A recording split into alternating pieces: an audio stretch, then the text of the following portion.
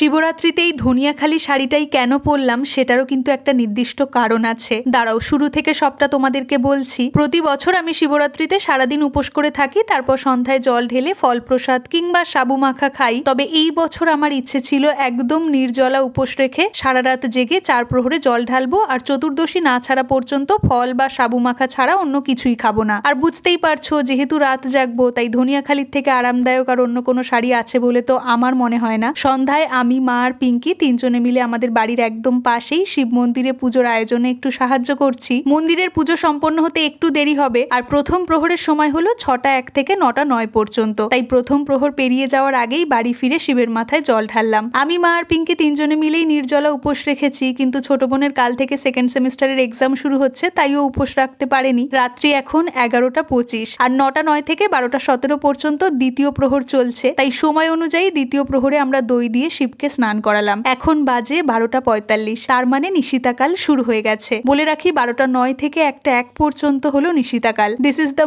Most auspicious time during Shivaratri. আর এই সময়টাতে আমি মেডিটেশন করেছি, অনেক কিছু ম্যানিফেস্ট করেছি যেগুলো আমি লাইফে অ্যাচিভ করতে চাই। 12টা 35 থেকে 3টে 37 পর্যন্ত তৃতীয় প্রহর চলছে, তাই সময় অনুযায়ী মহাদেবকে ঘি দিয়ে স্নান করালাম। 3টে 25 থেকে চতুর্থ প্রহর শুরু হয়ে গেছে। সত্যি বলতে আমি একদমই ভাবিনি যে এরকম নির্জলা থেকেও কোনো রকম ক্লান্তি ছাড়াই আমি রাত জেগে মহাদেবের আরাধনা করতে পারবো। হয়তো সবই ওনার ইচ্ছেতেই সম্ভব হলো। হর হর মহাদেব।